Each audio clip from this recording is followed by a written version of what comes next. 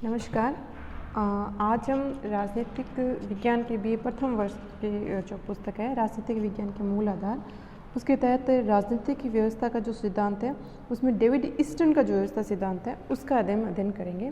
राजनीतिक व्यवस्था का जो हम सामान्य अर्थ समझा था, उसके कार्य, राजनीतिक व्यवस्था किसे कहते हैं, उसके प्रमुख उसकी विशेषताएं क्या होती हैं और उसके कार्य क्या होते हैं, वो हमने पहले के वीडियो में इसका विस्तार से अध्ययन कर चुके हैं। आज हम जो सबसे महत्वपूर्ण राजनीतिक व्यवस्था का सिद्धांत का जो प्रतिपादन किया है डेविड ईस्टन, उनके व्यवस्था उपगम का व्यवस्था सिद्धांत का अध्ययन कर लेते हैं। डेविड ईस्टन ने सर्वप्रथम अपनी जो राजनीतिक व्यवस्था का सिद्धांत है वो विधिवत रूप से इसका प्रतिपादन किया था 1953 में, और उसमें उन्होंने पुस्तक लिखी थी द पॉलिटिकल सिस्टम, और उस पुस्तक में उन्होंने इस सिद्धांत का प्रतिपादन किया। कब किया था? 1953 में, और पुस्तक का नाम था द पॉलिटिकल सिस्टम। और इस पुस्तक के माध्यम से उन्होंने राजनीतिक व्यवस्था का जो आउटपुट इनपुट या आगत निर्गत जो सिद्धांत है उसको सिद्धांत को दिया था। और डेविड ईस्टन ने कहा है कि राजनीतिक व्यवस्था अंतःक्रियाओं का ऐसा समूह है जिसके अंतर्गत मांगों को निर्गत में बदला जाता है। व्यवस्था को अपने बहुत ही सरल शब्दों में समझाने की कोशिश की है डेविड ईस्टन ने। उनका कहना है कि राजनीतिक व्यवस्था क्या है? राजनीतिक व्यवस्था है एक अंतःक्रियाओं का ऐसा समूह, यानी कि उसके जो विभिन्न इकाइयां हैं राजनीतिक व्यवस्था के तहत, उस इकाइयों में अंतःक्रियाएं होती रहती है। तो उन अंतःक्रियाओं का ऐसा समूह है जिसके अंतर्गत मांगों को निर्गत में बदला जाता है। जो पर्यावरण से मांगे आती है, समाज से जो मांगे आती है, उनको वो आगत है, और उस मांगों को निर्णय के रूप में जो निर्गत में बदला जाता है, तो उसको राजनीतिक व्यवस्था कहते हैं। तो परिभाषा दी उन्होंने, राजनीतिक व्यवस्था अंतःक्रियाओं का ऐसा समूह है जिसके अंतर्गत मांगों को निर्गत में बदला जाता है। इसलिए डेविड ईस्टन ने जो राजनीतिक व्यवस्था सिद्धांत, राजनीतिक व्यवस्था का जो विश्लेषण दिया है, वो उनका मॉडल हो आगत तथा निर्गत मॉडल के माध्यम से समझा जा सकता है। उनका नाम है इनपुट आउटपुट मॉडल या आगत या निर्गत मॉडल। तथा उसके अनुसार, मॉडल के अनुसार, राजनीतिक व्यवस्था में मूल्यों का जो व्यवस्था क्या करती है, मूल्यों का आवंटन करती है, तथा ये आवंटन क्या होती है, आधिकारिक या बाध्यकारी होता है। डेविड ईस्टन ने राजनीतिक व्यवस्था को ऐसे तंत्र के रूप में देखते हैं जिसके अंतर्गत मांगों के निवेश आते हैं, निर्गत आते हैं मांगों के, तथा राजनीतिक व्यवस्था उनका समाधान करके रूपांतरण निर्णयों के रूप में करती है, निर्गत के रूप में करती है। तो राजनीतिक व्यवस्था डेविड ईस्टन के अनुसार ऐसा तंत्र है जिसके अंतर्गत मांगों के निवेश आते हैं तथा राजनीतिक व्यवस्था उनका समाधान करके निर्णय के रूप में उनका रूपांतरण करती है। डेविड ईस्टन राजनीतिक व्यवस्था का विश्लेषण एक निरंतर चलने वाले प्रवाह के रूप में करते हैं। किसके रूप में करते हैं? निरंतर चलने वाले प्रवाह के रूप में करते हैं। और उन्होंने जो निवेश निर्गत जो प्रक्रिया है आगत निर्गत की, उनका विश्लेषण करते हुए उन्होंने उसके 5 जो प्रमुख भाग बताए हैं। तो 5 प्रमुख भागों में हम देखते हैं कि पहला भाग उन्होंने बताया व्यवस्था, दूसरा भाग उन्होंने बताया है पर्यावरण, तीसरा भाग उन्होंने बताया अनुक्रिया, चौथा भाग है पुनर्निवेश है जिसको फीडबैक कहते हैं, फीडबैक, और पांचवा उन्होंने बताया निरंतर चलने वाला प्रवाह। कितने भाग बताएं? व्यवस्था, पर्यावरण, अनुक्रिया, पुनर्निवेश या फीडबैक, और निरंतर चलने वाला प्रवाह। डेविड ईस्टन ने जो आधुनिक काल में इसका प्रतिपादन उन्होंने किया है, और उन्होंने अपने निवेश निर्गत विश्लेषण में राजनीतिक व्यवस्था को उसके पर्यावरण के संदर्भ में देखने की कोशिश की है। किसके संदर्भ में देखने की है? पर्यावरण के संदर्भ में देखने की कोशिश की है कि व्यवस्था किस तरह से अपने आसपास के वातावरण से, आसपास के माहौल से प्रभावित होती है। उनका मानना है कि जो पर्यावरण से निवेश के रूप में मांगे उठती है और उन्हें व्यवस्था का समर्थन प्राप्त होता है। जो मांगे उठती है, मांगे कौन उठाती है? व्यवस्था उठाती है। तो उनका समर्थन प्राप्त होता है, और इन मांगों को राजनीतिक दल, दबाव समूह है, समाचार पत्र व अन्य समुदाय आदि समर्थन देकर व्यवस्था में रूपांतरण के लिए प्रस्तुत करते हैं। मांगे, आम जनता मांगे उठाती है, जो पर्यावरण से मांगे उठती है, और मांगे अधिक शक्तिशाली कब बन जाती है? जब उन्हें राजनीतिक दल, दबाव समूह, समाचार पत्र या अन्य जो समुदाय के साधन हैं उन्हें समर्थन देते हैं। तो समर्थन देने से वो मांगे शक्तिशाली हो जाती है। फिर इन मांगों के परिणाम स्वरूप कुछ निर्णय लिए जाते हैं व्यवस्था के द्वारा, और पुराने निर्णयों में संशोधन किया जाता है अथवा कुछ निर्णयों को नए निर्णयों को स्थापित किया जाता है। तो इस प्रकार निर्णयों को जो लिया जाना है तथा नीतियों का निर्धारण करना है वो निर्गत कहलाता है। ठीक है। आगत क्या होते हैं? जो व्यवस्था से मांग उठती है, पर्यावरण से मांग उठती है, वो आगत है। और उस मांग का समर्थन जब दबाव समूह, राजनीतिक दल या जो अन्य जो समुदाय के सदस्य करते हैं तो वो मांग शक्तिशाली हो जाती है। फिर उस मांग को व्यवस्था में जब जाती है निर्गत के रूप में, तो फिर उस मांगों पर कुछ निर्णय लिए जाते हैं और वो निर्णय हैं वो निर्गत के रूप में पुनः पर्यावरण में प्रवेश करते हैं और उसमें परिवर्तन करने अथवा पुनः समाज में नई मांगे निवेश के रूप में उठ जाती है, मांगे निवेश के रूप में उठ जाती है। और फिर वो जब वो मांगे व्यवस्था के मांगों पर व्यवस्था के द्वारा कुछ निर्णय लिए जाते हैं तो वो निर्णय निर्गत के रूप में पुनः पर्यावरण में जाते हैं और फिर उनके परिवर्तन करके या समाज में उससे संबंधित कुछ नई मांगे उठ जाती है तो वो मांगे फिर निवेश व्यवस्था में निवेश करती है, निर्गत के रूप में, आगत के रूप में आती है और फिर वो उस पर कुछ निर्णय लिया जाता है तो निर्गत के रूप में बाहर आ जाती है। तो इस प्रकार से डेविड ईस्टन ने फीडबैक तथा पुनर्निवेश के विषय संज्ञा दी है। ठीक है, 3 तत्व हो गए, व्यवस्था हो गई, फिर व्यवस्था का उसका पर्यावरण हो गया, फिर उसके ऊपर लिए गए निर्णय हो गए, पर्यावरण हो गया, और फिर पर्यावरण से जो मांगे उठती है उनके अनुक्रिया के रूप में जो निर्णय होता है, फिर वो जो निर्णय वापस समाज में आता है या परिवेश में आता है तो उनके समर्थन में या उससे संबंधित कुछ नए निर्णय लेने के लिए फिर कुछ मांगे उठती है तो वो फिर पुनर्निवेश के रूप में व्यवस्था में प्रवेश करते हैं। फीडबैक या पुनर्निवेश की संज्ञा दी जाती है। इस प्रकार निवेश, रूपांतरण तथा निर्गत की यह प्रक्रिया निरंतर चलती रहती है। ठीक है, फिर आगत और निर्गत की जो प्रक्रिया है वो निरंतर चलती रहती है। और डेविड ईस्टन ने उनका मत है कि राजनीतिक व्यवस्था को बनाए रखने के लिए निवेश, रूपांतरण और निर्गत की इस प्रक्रिया को सदा चलते रहना चाहिए। और ईस्टन इसे एक चार्ट के माध्यम से समझाने की कोशिश करते हैं। किसके माध्यम से समझाने की कोशिश करते हैं? चार्ट के माध्यम से। और वो चार्ट इस प्रकार है, ये उन्होंने पूरा मॉडल दिया है, आगत निर्गत जो निवेश या निर्गत मॉडल जिसको कहते हैं, ये पूरी व्यवस्था है। और उस मॉडल में जो केंद्र में है वो व्यवस्था है, ठीक है, और जो चारों तरफ है वो पर्यावरण है। ठीक है, तो जो पर्यावरण है उसमें से कुछ मांगे निकलती है, मांगे और फिर उन मांगों का समर्थन मिलता है दबाव समूह या राजनीतिक दलों को, और ये मांगे और समर्थन मिलकर राजनीतिक व्यवस्था में प्रवेश करते हैं। और जब राजनीतिक व्यवस्था में प्रवेश करते हैं तो फिर उनका रूपांतरण होता है नीतियों या निर्णय के रूप में। ठीक है, मांगों का फिर समर्थन प्राप्त होता है, फिर वो समर्थन के साथ मांगे राजनीतिक व्यवस्था में प्रवेश करती है और फिर वो मांगों के आधार पर कुछ नीतियाँ बनती है या कुछ निर्णय लिया जाता है और फिर नीतियाँ निर्णय पर्यावरण में आती है। तो मांगे या समर्थन वो आगत के रूप में हो गए, निवेश के रूप में हो गए, और जो नीतियाँ निर्णय हैं वो हो गए निर्गत के रूप में हो गए।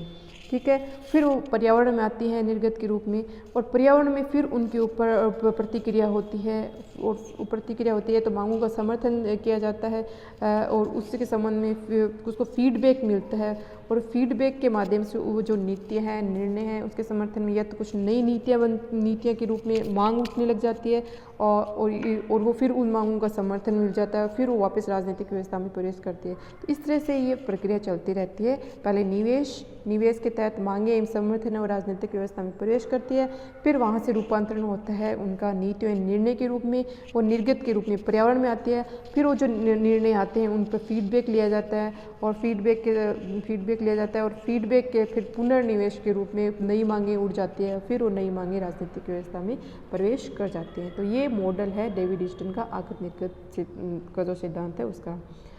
आगे इस जो व्यवस्था उन्होंने दी है आगत निर्गत सिद्धांत, उसमें से फिर 3 बातें निकल कर सामने आती हैं। पहली कौन सी है कि राजनीतिक व्यवस्था में निवेश। इसमें डेविड ईस्टन ने 2 बातों की व्याख्या की है। कौन सी? मांग तथा समर्थन। ठीक है, पहला है मांग, अर्थात प्रत्येक जो राजनीतिक व्यवस्था है उसमें हर समय असंख्य इच्छाएं, आकांक्षाएं, आवश्यकताएं तथा अपेक्षाएं विद्यमान रहती है। ठीक है, हर व्यक्ति की अपनी इच्छाएं, आकांक्षाएं, आवश्यकताएं तथा अपेक्षाएं विद्यमान रहती हैं। इसमें से केवल कुछ मांगे ही, जैसे सार्वजनिक सुरक्षा है, स्वास्थ्य, चिकित्सा, शिक्षा है आदि की राजनीतिक प्रणाली में प्रवेश कर पाती हैं और शेष रास्ते में कहीं भटक जाती है या नियामक तंत्र द्वारा नियंत्रित कर ली। वो जो नियामक तंत्र है, जो व्यवस्था जैसे हमने पहले पढ़ा, व्यवस्था में अनुरक्षण या जो अनुकूलन का कार्य करने वाली जो संस्थाएं हैं वो उनके द्वारा वो नियंत्रित कर ली जाती हैं। ईस्टन कहते हैं कि इन मांगों को उजागर करने का कार्य उन मांगों को उजागर किया जाता है जिनको समर्थन करने का कार्य जो महत्वपूर्ण मांगें होती हैं, कौन सी, सार्वजनिक सुरक्षा, स्वास्थ्य, चिकित्सा, शिक्षा आदि इनसे संबंधित जो मांगे हैं उनका समर्थन किसके द्वारा किया जाता है, राजनीतिक दल, समाचार पत्र, हित समूह आदि के द्वारा किया जाता है। और फिर निवेश का फिर दूसरा जो पक्ष सामने आता है, जो मांगे उठती है निवेश के तहत, वो मांगे फिर जो दूसरा पक्ष आता है इसका समर्थन का। और ये समर्थन अनेक प्रकार का हो सकता है, जैसे सकारात्मक भी हो सकता है, नकारात्मक, प्रकट या अप्रकट किसी प्रकार का समर्थन हो सकता है। व्यक्ति समूह है, विचारधारा, ध्येय, संस्था या अन्य प्रकार से व्यवस्था के पक्ष में होना समर्थन कहलाता है। ठीक है, जो मांगों के पक्ष में होना है वो समर्थन कहलाता है। समर्थन एक महत्वपूर्ण निवेश है और राजनीतिक व्यवस्था समर्थन के अभाव में कार्य नहीं कर सकते। बिना समर्थन के मांगों का औचित्य ही समाप्त हो जाता है। कोई मांग उठती है, यदि मांग का समर्थन मिलता है समाज के द्वारा, राजनीतिक दलों के द्वारा, दबाव समूह के द्वारा, समाचार पत्रों के द्वारा या अन्य समुदाय के द्वारा, तो फिर वो मांग अधिक शक्तिशाली होती है समर्थन के माध्यम से और फिर वो निवेश के रूप में प्रवेश करती है। और यदि वो शक्तिशाली नहीं होती है तो फिर उसका औचित्य वहीं समाप्त हो जाता है। तो पहला हो गया बिंदु राजनीतिक व्यवस्था में निवेश, मांग और समर्थन के माध्यम से निवेश का होना, जिसको हमने पहले ही मॉडल के माध्यम से समझा है, उसको अब हम विस्तार से उसको समझ रहे हैं। फिर निवेश जो है के रूप में जो निवेश होता है मांगों का राजनीतिक व्यवस्था में, उसका रूपांतरण होता है निर्णय के रूप में। और रूपांतरण वह प्रक्रिया है जिसके द्वारा निवेश को निर्गत में परिवर्तन किया जाता है। मांगों को व्यवस्था के सामने रखने का कार्य राजनीतिक दल, दबाव समूह तथा अन्य जो प्रतिनिधियों के द्वारा किया जाता है। और सत्ताधारी है उन मांगों के आधार पर पक्ष या विपक्ष में निर्णय लेते हैं। ठीक है, जो मांगों को या तो मानते हैं या फिर नहीं मानते हैं, तो इसके संबंध में जो निर्णय लेते हैं, तो इस प्रकार मांगों का रूप बदल दिया जाता है और वो जो मांग है और रूपांतरण की प्रक्रिया के माध्यम से वो निर्णय के रूप में बाहर आ जाती है और इसके द्वारा ही शासकों का समर्थन वो बढ़ता या घटता है। उसी प्रकार की नीतियाँ बनाते हैं शासक, जिसके माध्यम से उस प्रक्रिया के माध्यम से वो निर्णय लेते हैं जिससे उनका समर्थन बढ़े। ठीक है, तो या तो ऐसी नीतियाँ निर्णय ले लेते हैं जिससे समर्थन बढ़ जाता है या फिर कई बार समर्थन घट भी जाता है। ठीक है, तो ये फिर आता है मांगों का रूपांतरण हो गया। अब हम पढ़ते हैं तीसरा कि राजनीतिक व्यवस्था में मांग हो गई, मांगों का रूपांतरण हो गया और रूपांतरण निर्गत के रूप में सामने आता है। निर्गत उन नियमों तथा नीतियों को कहते हैं जो निवेश के रूपांतरण के पश्चात हमें प्राप्त होते हैं। ठीक है, पहले प्रवेश कर दिया व्यवस्था में और व्यवस्था में रूपांतरण की प्रक्रिया चलती है और वो जो प्रक्रिया बाहर निकलती है निर्गत के रूप, तो वो प्रक्रिया निर्गत के रूप में कहलाती है। और ये निर्गत उन नियमों तथा नीतियों को कहते हैं जो निवेश के रूपांतरण के पश्चात हमें प्राप्त होती है। अर्थात निवेश को निर्गत में बदलने के लिए व्यवस्था के सामने लिया जाता है और राजनीतिक व्यवस्था उन निवेशों पर निर्णय लेती है और उत्पादित वस्तुओं के बारे में उन्हें बाहर निकालती है। ठीक है, निर्णयों को उत्पादित कर, वो जो निवेश है उनको रूपांतरण कर उनको एक निर्णय के रूप में या उत्पादित वस्तु के रूप में से बाहर निकाल देती है। इस प्रकार निर्गत व्यक्तियों द्वारा रखी मांगों पर राजनीतिक व्यवस्था पर निर्णय लिए जाते हैं और ये निर्णय की प्रक्रिया आगे चलती है और ये निर्णय चलता है। और जब ये निर्णय पर्यावरण में आता है तो उस पर फीडबैक के माध्यम से वो आगे जाता है और ये प्रवाह जो निरंतर चलता रहता है। तो इस तरह से राजनीतिक व्यवस्था को डेविड ईस्टन ने मुख्यतः तीन भागों में बांटा है, लेकिन उनके विश्लेषण में 5 भाग निकल कर आते हैं। हमने जिससे पहले पढ़ा है, व्यवस्था आती है, फिर पर्यावरण आता है, अनुक्रिया आती है। व्यवस्था में क्या आता है? डेविड ईस्टन के अनुसार व्यवस्था अंतःक्रिया करने वाली संरचनाओं तथा प्रक्रियाओं का सेट है। व्यवस्था का एक सेट है जिसमें संरचनाएं होती है और जो आपस में अंतःक्रिया करती है, जो कि पर्यावरण के बीच में चलती रहती है तथा पर्यावरण के साथ लेन देन करती रहती है। वो पूरी जो प्रक्रिया वो व्यवस्था कहलाती है। पर्यावरण क्या है? डेविड ईस्टन के अनुसार पर्यावरण राजनीतिक व्यवस्था के लिए आवश्यक है और यह पर्यावरण के प्रति अनुक्रिया करने की क्षमता रखे, विद्वानों का सामना करे तथा परिस्थितियों को अपने अनुकूल बनाए रखे, तभी ये जीवित रह सकती है। तो पर्यावरण से अभिप्राय यहाँ किससे? समाज से है। तो डेविड ईस्टन ने जो प्रमुख भाग दिए उसमें व्यवस्था हो गई, पर्यावरण हो गए, फिर उसमें अनुक्रिया होती है, अनुक्रिया के रूप में निर्णय निकल कर सामने आते हैं और फिर ईस्टन ने मांग को 4 भागों में बांटा है। ठीक है, जो मांगे आती हैं उनको 4 भागों में बांटा है। कौन कौन से 4 भाग हैं? वस्तुओं व सेवाओं के आवंटन से संबंधित मांगे होती है। कौन सी 4 भाग? या वस्तुओं व सेवाओं के आवंटन से संबंधित मांगे, व्यवहार के नियमों से संबंधित मांगे, या फिर राजनीतिक व्यवस्था में सहभागिता से संबंधित मांगे, या संचार एवं सूचना संबंधित मांगे। तो ये 4 भागों में मांग सामने आती है। फिर जो मांग उसके माध्यम से जो निर्गत होता है, अनुक्रिया होती है, फिर जो निर्गत होता है उसके पश्चात पुनर्निर्गत होता है और निर्गत के बाद पुनर्निवेश होता है, जिसे हम फीडबैक कहते हैं। फीडबैक क्या होता है? व्यवस्था के जो निर्गत होते हैं वो जनता के समक्ष जब पर आती है निर्णय, तो जनता उस पर प्रतिक्रिया देती है और उस प्रतिक्रिया फिर मांग के रूप में व्यवस्था में प्रवेश करती है। तो ये एक पुनर्निवेश या फीडबैक चलता है। और ये फीडबैक कैसे चलता है? ये निरंतर चलने वाला प्रवाह होता है, ठीक है। और ये पर्यावरण, डेविड ईस्टन ने माना है कि पर्यावरण से मांगों का उठना, उन्हें समर्थन मिलना, उन्हें रूपांतरण प्रक्रिया के माध्यम से निर्गत में बदलना, तो निर्गत का फीडबैक के माध्यम से फिर पर्यावरण तक पहुंचना और फिर ये राजनीतिक व्यवस्था में मांगों के रूप में जाना, तो ये एक निरंतर चलने वाली प्रक्रिया चलती रहती है। इस संबंध में जो डेविड ईस्टन के जो व्यवस्था है उसमें गेट कीपिंग या नियंत्रण व्यवस्था एक कहा है, वो एक महत्वपूर्ण शब्द निकल कर सामने आता है। गेट कीपिंग किसे कहते हैं कि डेविड ईस्टन के अनुसार यदि राजनीतिक व्यवस्था में मांगे अत्यधिक आ रही है तो उससे व्यवस्था तनाव पैदा हो जाता है। इसलिए डेविड ईस्टन ने राजनीतिक व्यवस्था को एक बाहर से बचाने के लिए गेट कीपिंग की व्यवस्था की है। और ये गेट कीपिंग का कार्य कौन करता है? ये राजनीतिक दल और दबाव समूह के द्वारा किया जाता है, ठीक है। राजनीतिक दल या दबाव समूह अत्यधिक मांगे व्यवस्था में प्रवेश करने से रोकते हैं, क्योंकि वो उन्हीं मांगों को राजनीतिक दल और दबाव समूह समर्थन देते हैं, वही प्राय व्यवस्था में प्रवेश करती है रूपांतरण के लिए। तो ये गेट कीपिंग है, वो मांगों के अतिभार को कम करती है, उनको नियंत्रित रखते हैं और राजनीतिक दल और दबाव समूह गेट कीपिंग का कार्य करते हैं। यहाँ पर ईस्टन का जो मॉडल है उसकी हम कुछ आलोचनाएं देख सकते हैं कि ये एक बहुत जटिल सिद्धांत है। गतिशीलता का अभाव यथास्थिति को महत्व देता है और विकासशील देशों के लिए उपयुक्त नहीं है, क्योंकि निरंतर जो प्रवाह है विकासशील देशों में नहीं हो सकता और इसके द्वारा मूल्यों को अत्यधिक महत्व दिया गया है, जिसके कारण इसकी उपयोगिता कम हो गई है। लेकिन इसका एक महत्व भी है, डेविड ईस्टन का जो सिद्धांत है इसका, ये संपूर्ण राजनीतिक व्यवस्था को एक वैज्ञानिक तौर पर विश्लेषित करता है। इसके माध्यम से राजनीतिक व्यवस्था में परिवर्तन तथा विकास की दिशा का अनुमान लगाया जा सकता है कि किस प्रकार से मांगों के माध्यम से हम समझ सकते हैं कि किस तरह से व्यवस्था में परिवर्तन तथा विकास कौन सी दिशा में जा रहा है, तो हम इसे समझ सकते हैं। ये इसके अलावा ये महत्व भी है कि राजनीतिक व्यवस्था के सिद्धांत ने राजनीति को परंपरागत से उठाकर उसे निकालकर आधुनिक बनाने का प्रयास किया है। तो ये इसके महत्वपूर्ण बिंदु हम राजनीतिक व्यवस्था, डेविड ईस्टन का जो राजनीतिक व्यवस्था का सिद्धांत है वो हमने पढ़ा। आशा आपको अच्छे से समझ में आ गया होगा। धन्यवाद।